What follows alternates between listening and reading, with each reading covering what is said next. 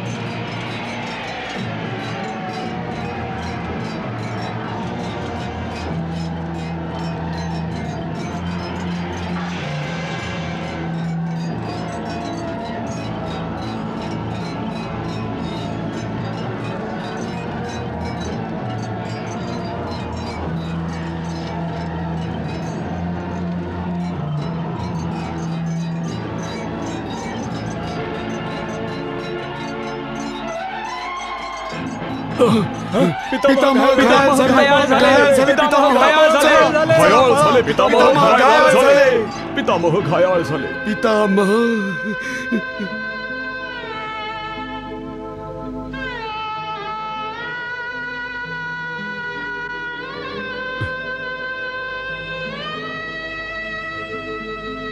गुरुद्रोण, तुम्ही या सर्वांना आता घेऊन जा। मला दुर्योधनाबरोबर एकांतात काही बोलायचंय।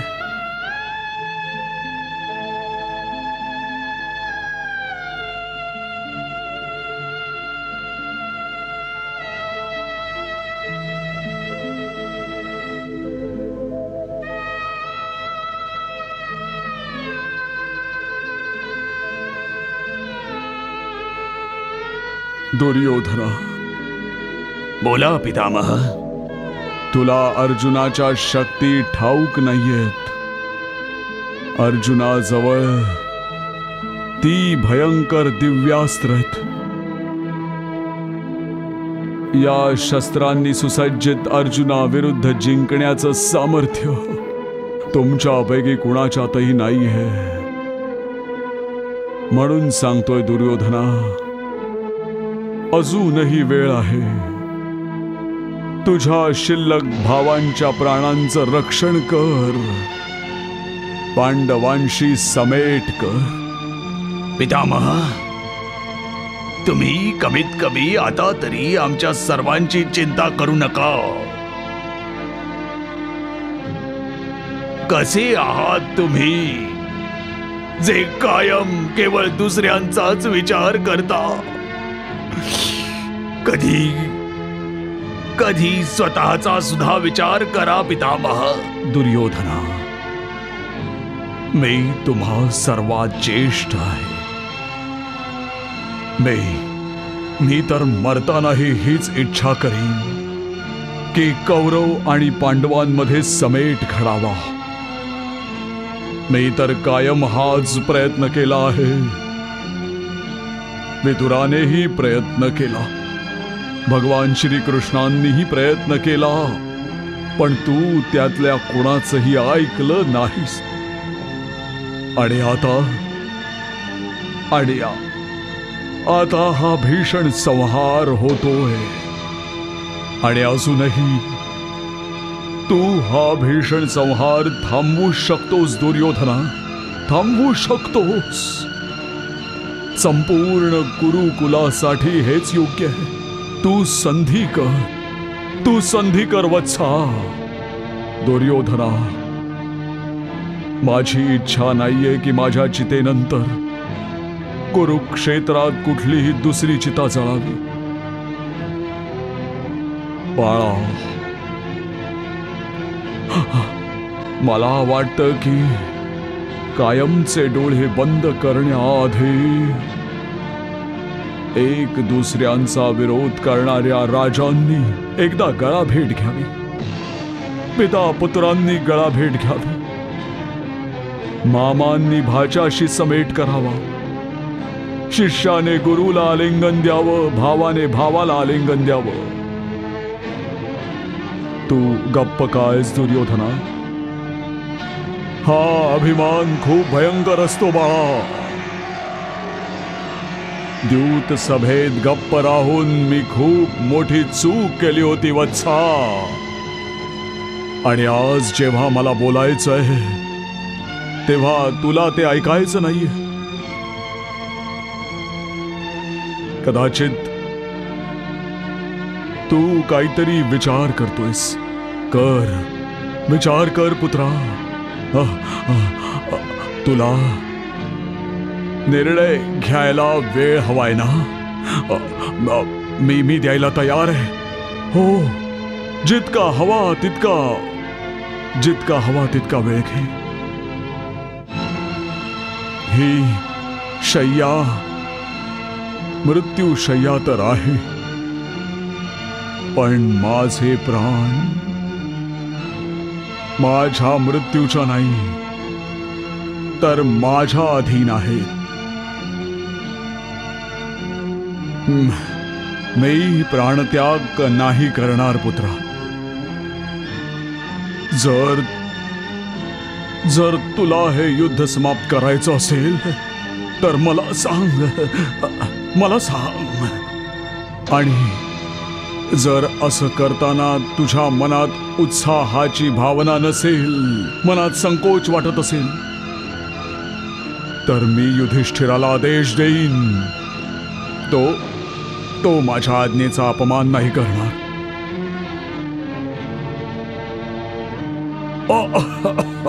आणि जर तुला हे युद्ध सुरू ठेवायचं असेल तर मी हे युद्ध थांबवायचा आदेश देऊन युधिष्ठिराच्या वीरतेचा अपमान नाही करणार. हा धर्म नाही करू शकत मी. ही राजगादी ही खूप वाईट गोष्ट आहे. यापासून सावध रहा.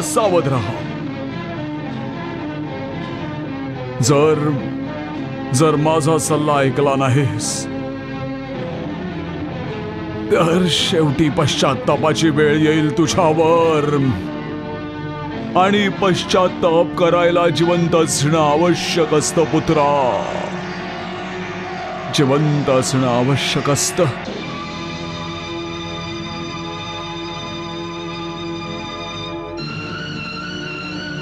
मला झोप येते आता.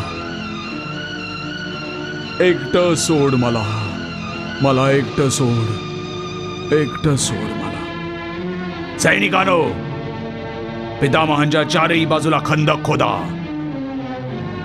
पितामहांच्या चारही बाजूला सैनिकांचा पहारा लावा, ज्यांनी पितामहांना कुठलाही वन्य प्राणी हानी पोचवू शकणार नाही.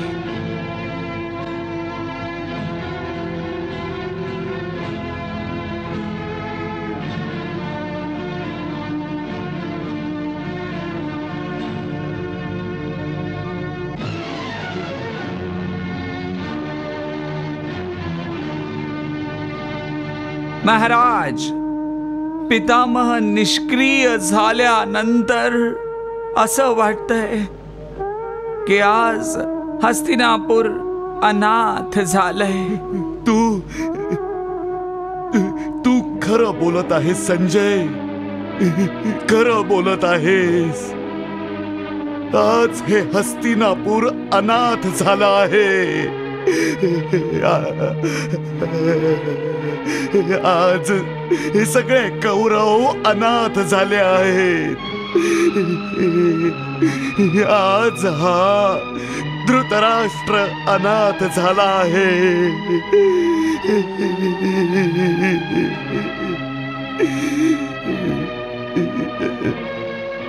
गांधारी खरं बोलली होती संजय की कौरव आणि पांडवांमधलं कोणीही जिंकलं तरी पराभव आपलाच असेल. आज आम्ही हरलो. आमचा संपूर्ण पराजय झाला संजय, संपूर्ण पराजय. ओ महाराज. गांधारी महाराज,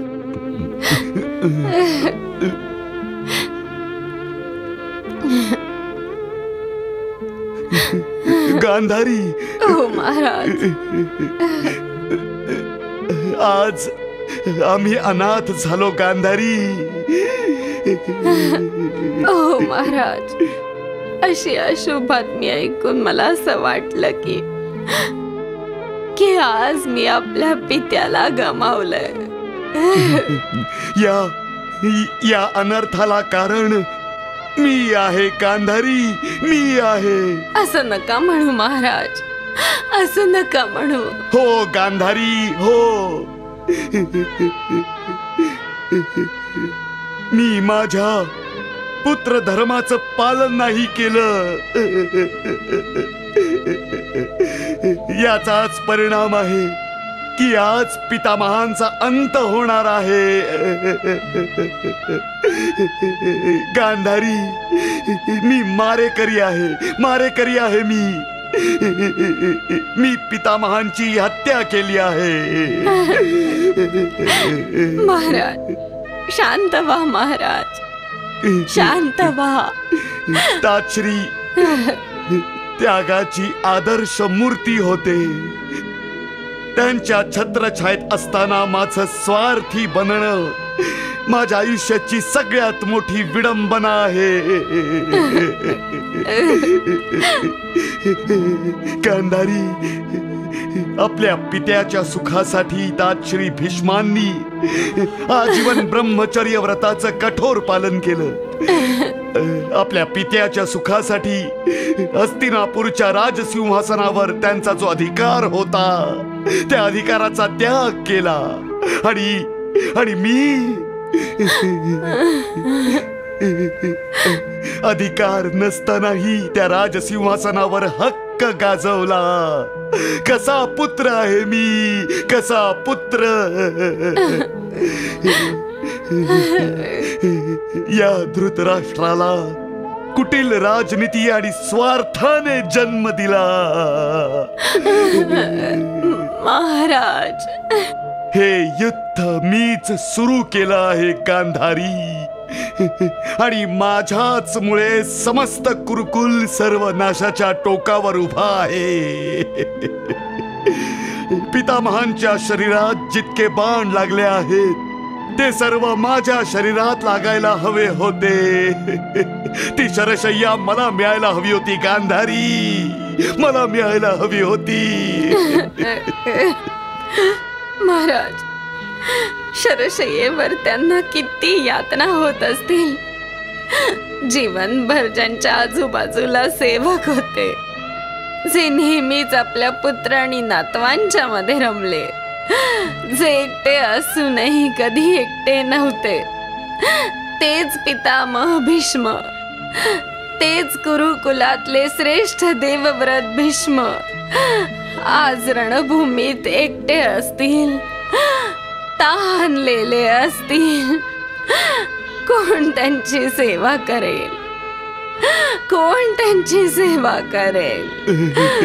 महाराज.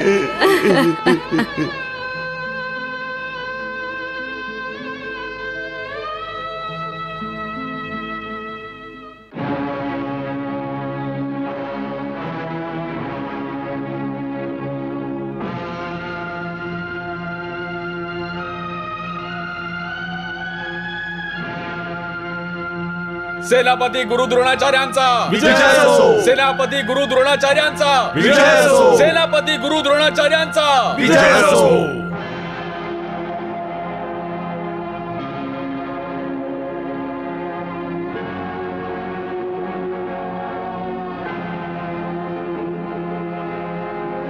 गुरुदेव, या तलवारी बरोबरच मी कौरवांचा मान, सन्मान आणि अभिमान तुमच्या हातात सोपवतोय.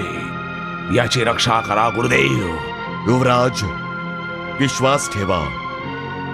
माझ्या हातातला कौरवांचा मान, सन्मान आणि अभिमान अशा प्रकारे सुरक्षित राहील ज्या प्रकारे पितामह भीष्मांकडे सुरक्षित होता. मी प्राण देईन, परंतु कौरवांच्या मानावर डाग लागू देणार नाही. या निश्चयाबरोबरच मी कौरवांच्या सेनेचं सेनापतीपद स्वीकार करतो.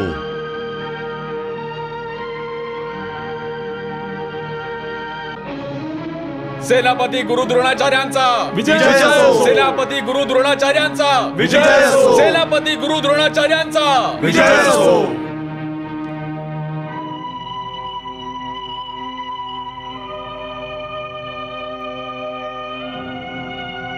पितामहांच्या नंतर गुरु द्रोणांचं सेनापती बनणं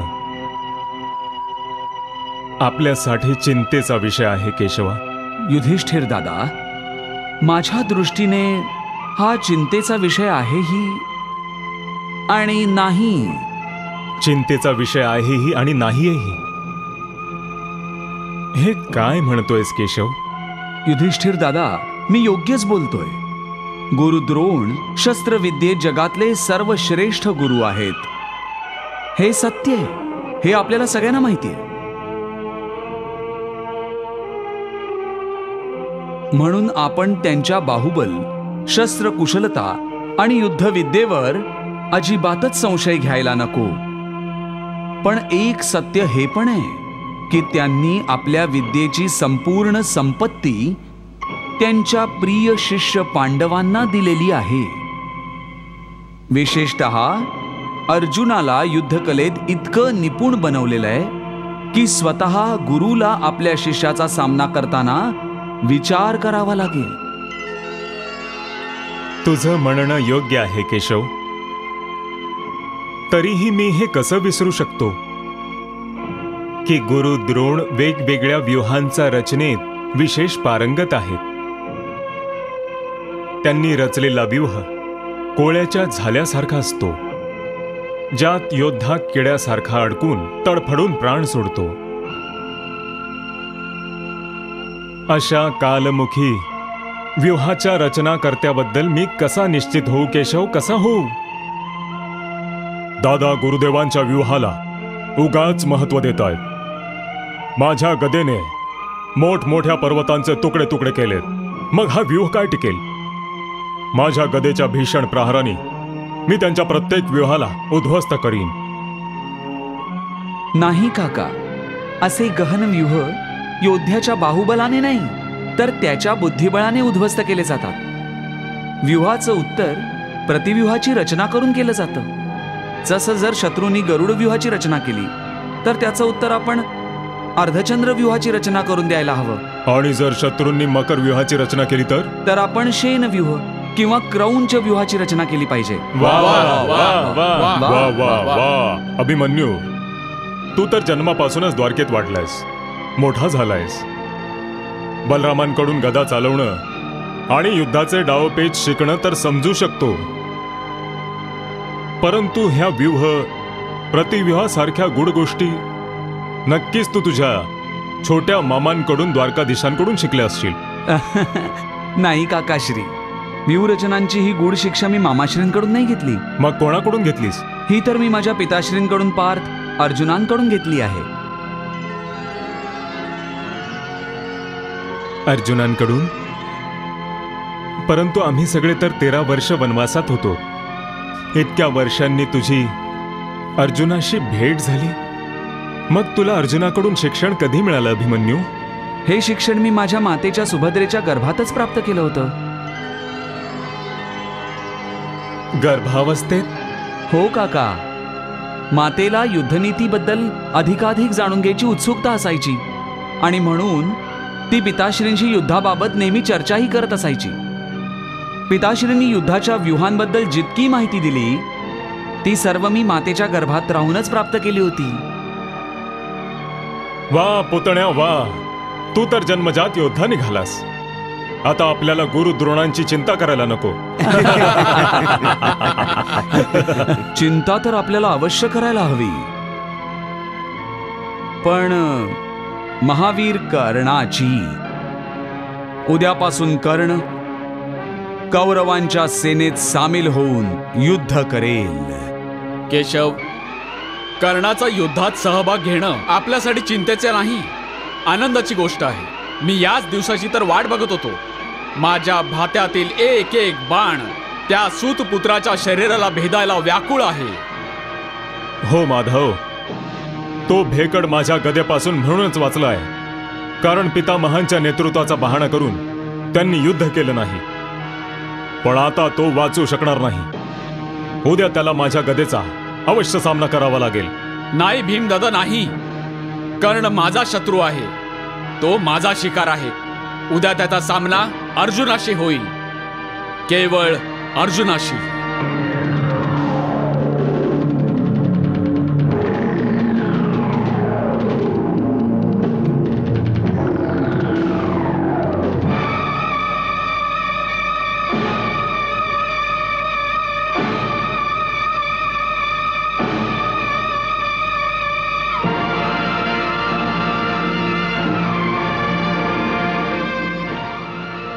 अंगराज कर्ण,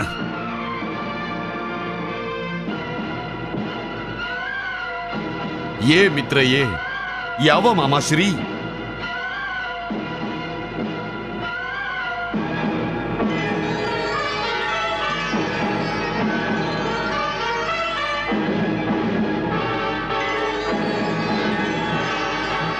अंगराज कर्णा, या शस्त्रांना आणि तुझ्या हातातल्या बाणांना बघून कोणी अनुमान लावू शकेल की उद्याच्या युद्धापूर्वीची ही रात्र काढणं तुझ्यासाठी खूप कठीण झालेलं आहे. तो उद्याच्या सूर्योदयाच्या आधीच युद्ध करण्यासाठी व्याकुळ झालेला आहेस. हो युवराज, तू माझा मित्र आहेस. तुझ्यापासून माझ्या मनातली गोष्ट कशी लपू शकते? युद्धभूमीवर असूनही युद्धात भाग न घेता कौरवांच्या शिबिरात बसून मी रोज या शस्त्रांकडे बघत बसायचो आणि निराश होऊन हा विचार करायचो की पितामहांसारखे महान योद्धा असताना मी पांडवांच्या विरुद्ध युद्ध करू शकणार नाही आणि मी युद्धात भाग घेण्याच्या आधीच पांडवांचा नाश होईल आणि मी माझा सर्वात मोठा शत्रू अर्जुनाचा वध नाही करू शकणार, जो स्वतःला सर्वश्रेष्ठ धनुर्धर म्हणून घेतो. परंतु आता द्रोणाचार्य सेनापती बनल्यानंतर मी माझ्या बाणांनी अर्जुनाच्या छातीची तशीच चाळण करीन जशी त्यांनी पितामहांच्या छातीची चाळण केली आहे. अर्जुनाने तर पितामहांना शरशय्येवर झोपवलं आहे, परंतु मी अर्जुनाला मृत्यूशय्येवर झोपवीन. पितामहांच्या नेतृत्वात युद्ध न करण्याच्या प्रतिज्ञेने माझे हात बांधले गेले होते, परंतु पितामह निष्क्रिय झाल्यानंतर माझे हे हात मोकळे झाले आहेत हो अंगराज, आता तुला युद्धात मुक्तपणे तुझं शौर्य दाखवावं लागेल आणि तुझ्या सर्वात घातक शस्त्रांचा प्रयोग करावा लागेल. गांधार नरेश, केवळ याच शस्त्रांनी काम होणार नाही, कारण अर्जुनाकडे अशी घातक आणि विनाशक अस्त्र पण आहेत जी त्याने आपले पिताश्री देवराज इंद्रांकडून प्राप्त केली आहेत. अर्जुनाच्या त्या अस्त्रांना नष्ट करण्यासाठी मला माझ्या अस्त्र भांडारातून ती महाविनाशक अस्त्रही काढावी लागतील, ज्यावर उत्तर अर्जुनाकडे नाही आहे. मित्रा, मी नेहमीच तुझी मैत्री म्हणजे माझी शक्ती समजत आलोय आणि अर्जुनाशी असलेलं तुझं शत्रुत्व तुझी शक्ती, आणि या दोन शक्तींच्या विश्वासावरच मी हे महायुद्ध आरंभ केलेलं आहे. मित्रा, मला तुझ्या या अस्त्र आणि शस्त्रांहूनही जास्त तुझ्या मैत्रीवर विश्वास आहे. तुझ्या मैत्रीवर. जिथे तू माझ्या मैत्रीवर विश्वास ठेवला आहेस तिथे मीही या मैत्रीची लाज राखीन, आणि जर आवश्यकता वाटली तर आपल्या मित्रासाठी माझं प्राणही अर्पण करीन. नाही मित्रकर्णा, नाही. अशी अशुभ गोष्ट कधीच आपल्या मुखातून काढू नकोस. भाच्या, अशी अशुभ गोष्ट मुखातून काढायचं तर दूर, विचार करायचीही गरज नाही आहे. जोवर अंगराजांच्या शरीरावर हे दिव्य कवच आहे आणि कानात दिव्य कुंडल आहेत,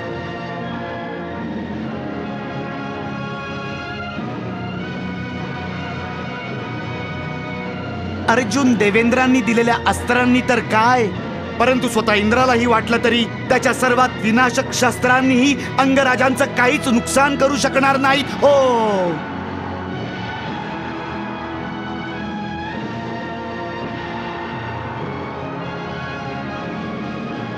मी असं नाही होऊ देणार.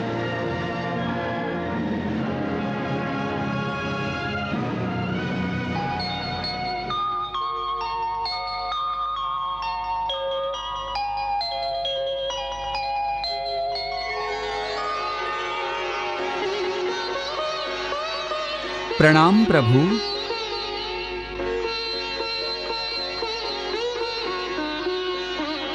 या देवेंद्र, कसं येणं केलं? हे देवाधिदेव, या त्रिलोकातील कोणतीही गोष्ट तुमच्यापासून लपून नाही राहिली. तुम्हाला चांगलंच ठाऊक आहे की मी इथे का आलोय. प्रभू, मला माझ्या पुत्राची अर्जुनाची चिंता इथे घेऊन आलेली आहे. प्रभू, मला ठाऊक आहे की तुम्ही अर्जुनाचे सखा आहात आणि तुम्ही या महायुद्धात आपल्या विशेष कृपादृष्टीने अर्जुनाचं सारथ्य करण्याचं स्वीकारलं आहे. आणि अशा प्रकारे आपली कृपादृष्टी ठेवून तुम्ही संपूर्ण सुरक्षा अर्जुनाला दिली आहे. हो, मित्र या नात्याने मला तर एवढं करायलाच हवं होतं. याचं कारण विशेष करून तो या युद्धामध्ये धर्माच्या बाजूने म्हणून. आणि तुम्ही हे सगळं जाणताच तरीही अर्जुनाची चिंता करता आहात. काय करू भगवंत? एका पित्याचा आपल्या पुत्र प्राप्तीचा मोह मला विवश करतो आहे. पिता जोवर स्वतः आपल्या पुत्राच्या सुरक्षेसाठी काहीतरी करत नाही तोवर त्याला चैन नाही पडत. प्रभू, ममतेची किमयाच अशी असते की माता पिता आपल्या पुत्र प्रेमापोटी काहीही करायला तयार असतात. हो देवराज, पुत्रप्रेम आणि ममता या आदरणीय भावना आहेत, परंतु पुत्रप्रेमामध्ये धृतराष्ट्रासारखं आंधळं होणं उचित नाहीये. हे जे महाविनाशकारी महायुद्ध होत आहे ते धृतराष्ट्राच्या अनुचित पुत्रप्रेमामुळेच तर होत आहे. प्रभू, धृतराष्ट्राने हा सारा अनर्थ दुर्योधनाने पांडवांचा अधिकार झिडकारून केवळ राजगादी प्राप्त करावी म्हणूनच केला होता. आणि आपल्या मूर्खपणामुळे त्याने आपल्या साऱ्या अपत्यांना मृत्यूच्या जबड्यात ढकललं. परंतु मी असा कोणताही अनर्थ करू इच्छित नाही. प्रभू, मी तर केवळ अर्जुनाच्या प्राणांचं रक्षण व्हावं या हेतूने कर्ण आणि अर्जुन यांच्यामध्ये शक्तीचं जे असंतुलन आहे ते समतोल करू इच्छितो. प्रभू, आपण तर जाणताच की कर्णाचे पिता सूर्यदेवांनी त्याला जन्मतःच आपली कवच कुंडल प्रदान केली होती आणि त्यामुळे तो युद्धभूमीवर अजेय झालेला आहे. अशा प्रकारे युद्धभूमीवरील त्याचं पारडं आधीपासूनच भारी आहे. परंतु अर्जुनाजवळ अशी कुठलीच सुरक्षा नाहीये प्रभू, आणि त्यामुळे दोघांची स्थिती असंतुलित आहे प्रभू. त्या दिव्य कवच कुंडलांमुळे कर्णाचं पारडं आधीच भारी ठरलेलं आहे. त्यामुळे मी जर कर्णाकडून त्याची कवच कुंडल मिळवली तर त्या दोघांचंही पारडं बरोबरीच होईल. प्रभू, मी यासाठीच एक उपायही शोधलेला आहे. कर्ण हा महादानशूर आहे आणि त्याचा एक नियम आहे. दररोज सकाळी त्याने सूर्यदेवांची पूजा केल्यावर कोणीही याचक त्याच्याकडे जे काही मागेल त्याला तो नकार देत नाही. मी त्याच वेळी याचक बनून त्याच्या समोर जाईन आणि त्याची कवच कुंडल भिक्षा म्हणून मागून घेईन. प्रभू, हीच तर संधी आहे त्याच्या दान धर्माचा फायदा करून घेण्याची, आणि म्हणूनच मी तुमच्याकडे आलो आहे. परंतु तुम्ही माझ्याकडे का आला आहात? तुम्ही एका दानवीराकडून भिक्षा मागण्यासाठी जात आहात. त्यासाठी माझी अशी काय गरज पडली? प्रभू, मी आपल्याकडून सफलतेसाठी आशीर्वाद घ्यायला आलोय.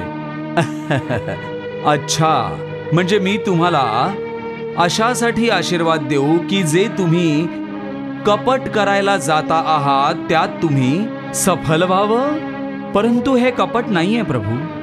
ना मी चोरी करायला जातो आहे किंवा ना कोणाला फसवून काही हिरावून घेतोय. यामागे माझी केवळ हीच योजना आहे की हे सर्व जाणूनही कर्णाने स्वतःच्या इच्छेने स्वतःच्या हाताने आपली कवच कुंडल मला द्यावीत. तुम्हीच सांगा प्रभू की माझं हे कृत्य धर्माचं ठरेल की अधर्माचं?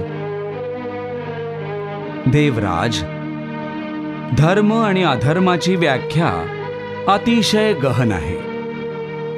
कारण प्रत्येक प्राण्याचा धर्म हा व्यक्तिगत असतो. वेळ, परिस्थिती, भावना आणि उद्देशाच्या तराजूमध्ये धर्म आणि अधर्म तोलले जातात. म्हणजेच एखादं कार्य हे धर्माचं असू शकतं, तसंच अधर्माचंही. उदाहरणार्थ, कुणाची हत्या करणं पाप आहे, परंतु देश आणि धर्माच्या रक्षणासाठी केली गेलेली हत्या पाप नाहीये. एखाद्या परिस्थितीत आपला धर्म काय असावा याचा निर्णय तर त्या व्यक्तीचा आत्मा घेत असतो. आणि म्हणूनच तुम्ही मला जो प्रश्न विचारलाय त्याचं उत्तर केवळ तुमचा अंतरात्माच देऊ शकतो. तेव्हा तुमचं अंतर्मन तुम्हाला जे करायला सांगेल तोच तुमचा धर्म आहे आणि तोच तुमचा विजय. तर मग झाला निर्णय. माझा आत्मा सांगतोय अर्जुनाच्या सुरक्षेसाठी कर्णाच्या त्याच्या इच्छेने त्याची कवच कुंडल मिळवणं अजिबात अधर्म नाहीये.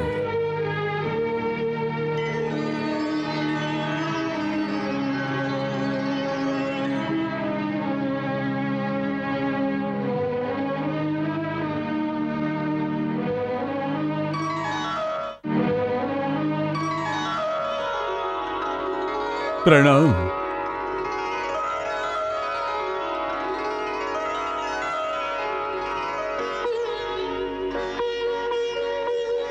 या सूर्यदेव या. बोला, तुमच्या येण्याचं काय प्रयोजन आहे? प्रभू, माझ्या चिंतेचं कारणही तेच आहे जे देवराज इंद्रांचं आहे, आपल्या पुत्राची सुरक्षा. देवेंद्र त्यांच्या पुत्राच्या सुरक्षेसाठी माझ्या पुत्राचं कवच आणि कुंडले कपटाने मागून घ्यायला चालले आहेत. तरीही तुम्ही त्यांना अडवलं नाही. सूर्यदेव, मी एका पित्याला त्याच्या पुत्राची सुरक्षा करण्यापासून कसा रोखू शकतो? हे तर त्याचं कर्तव्य आहे. परंतु प्रभू, देवेंद्र जिथे स्वतःच्या पुत्राच्या सुरक्षेची व्यवस्था करायला चालले तिथे ते माझ्या पुत्राची सुरक्षा नष्ट करायला चालले. हा कुठला धर्म आहे प्रभू? देवराज जेव्हा कर्णाचं कवच आणि कुंडले मागून घेतील तेव्हा त्याचे प्राण तर संकटात येतील ना? आता तुम्हीच सांगा, मी काय करू? तुम्हीही एका पित्याच्या कर्तव्याचं पालन करा. देवेंद्र त्यांच्या पुत्राच्या सुरक्षेची व्यवस्था करतायत, तुम्ही तुमच्या पुत्राच्या सुरक्षेचा उपाय शोधा.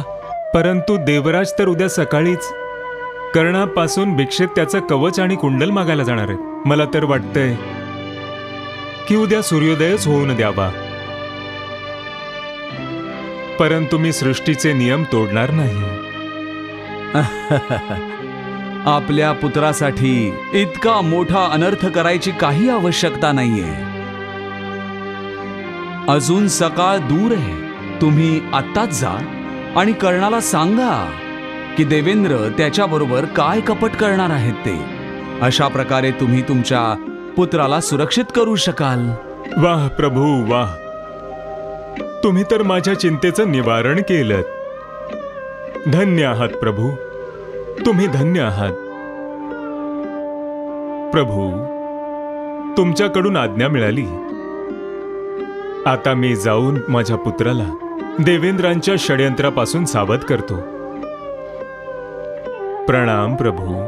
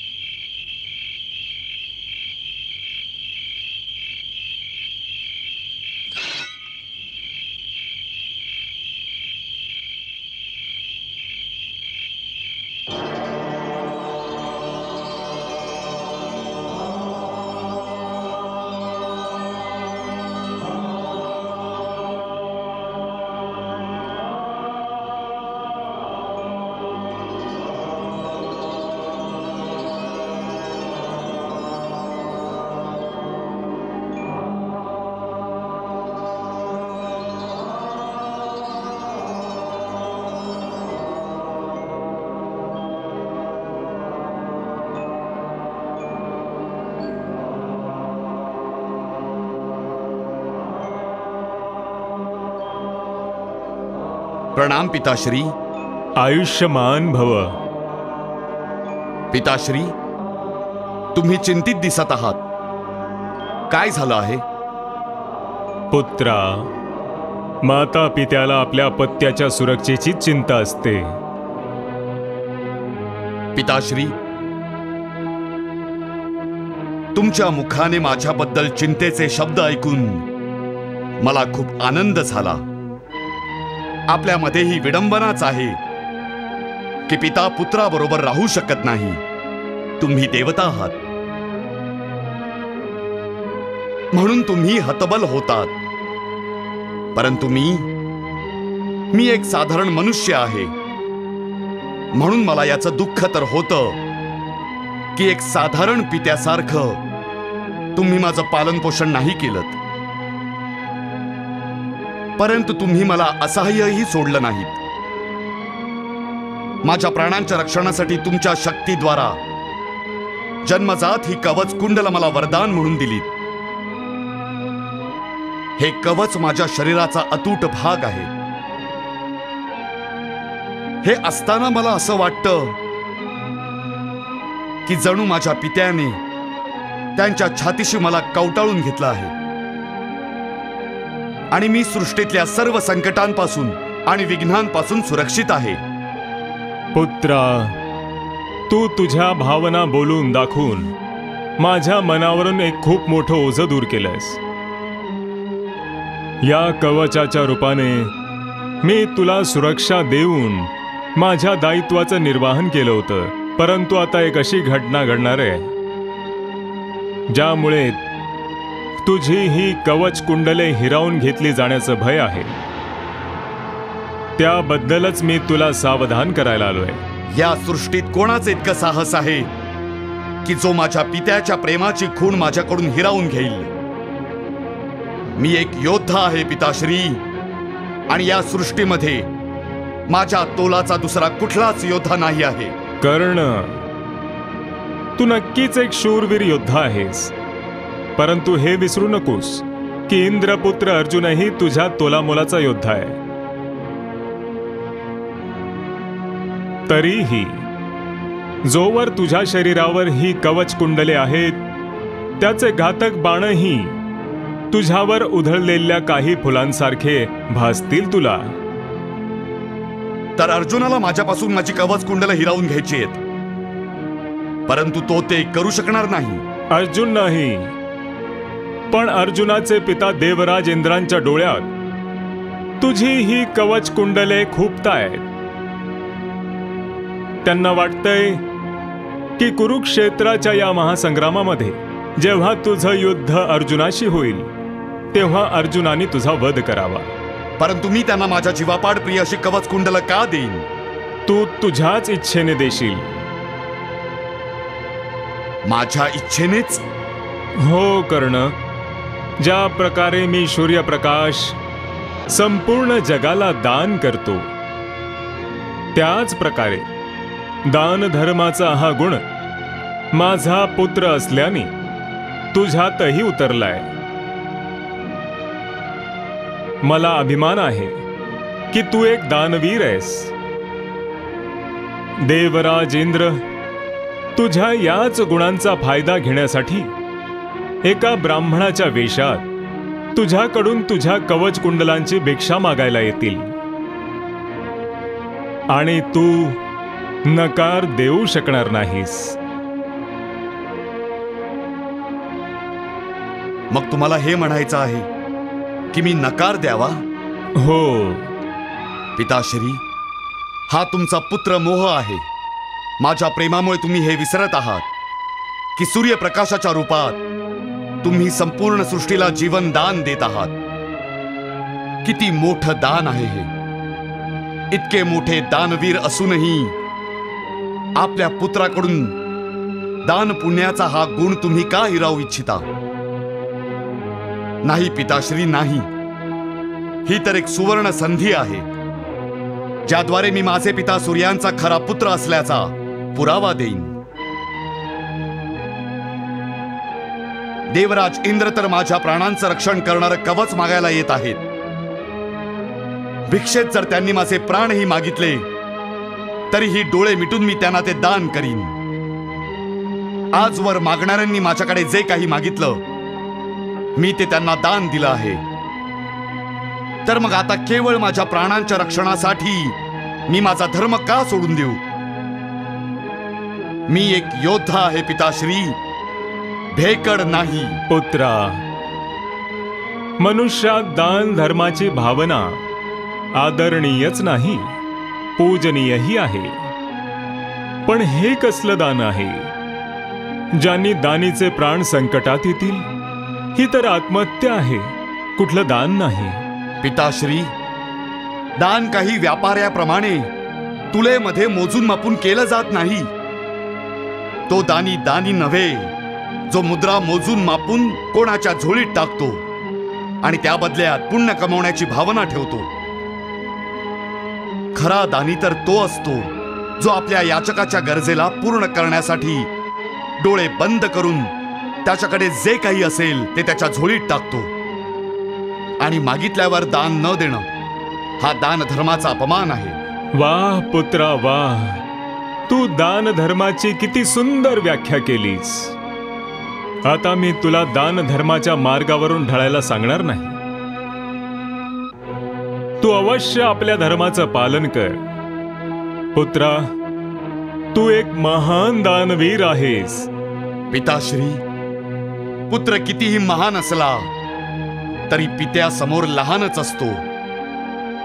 म्हणून आज मी माझ्या या हातांना माझ्या पित्यासमोर पसरतो आहे. पुत्रांनी जरी आपल्या पित्यासमोर हात पसरले तरी तो छोटा ठरत नाही. मग तुला काय हवंय माझ्याकडून? पिताश्री, माता पित्यांच्या आशीर्वादाशिवाय अधिक मूल्यवान वस्तू सृष्टीत अजून कुठलीच नाही. तुम्ही मला आशीर्वाद द्या की कुरुक्षेत्राच्या या महायुद्धात मला माझ्या शौर्याचं प्रदर्शन करायची संधी मिळावी आणि तुम्ही समस्त जगाला मानाने हे सांगू शकाल की कर्ण माझा पुत्र होता. कल्याणमस्तु.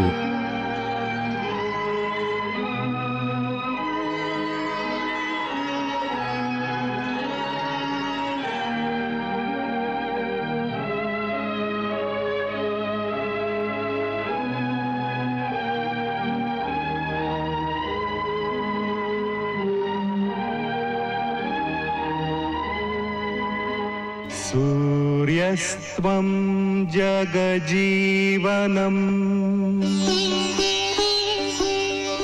प्रभपतिनितप्रतिवन्दनम् दिनकर हे दिनमणि नमः स्वीकरोतु मम तर्पणम्.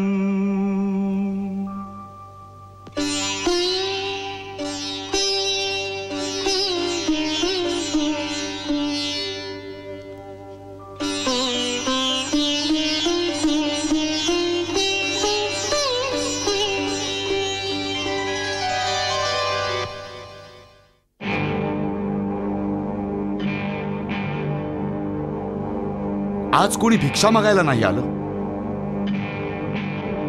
माझ्या जीवनात असा अशुभ दिवस कधीच नाही आला जेव्हा मी कोणी याचकाला किंवा भिक्षू ब्राह्मणाला भिक्षा दिली नसेल.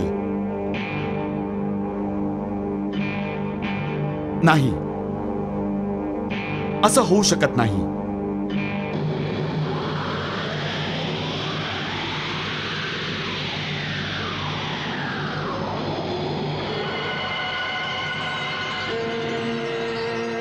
आहे कोणी याचक? आहे का कोणी भिक्षू? आहे कोणी? कृष्णा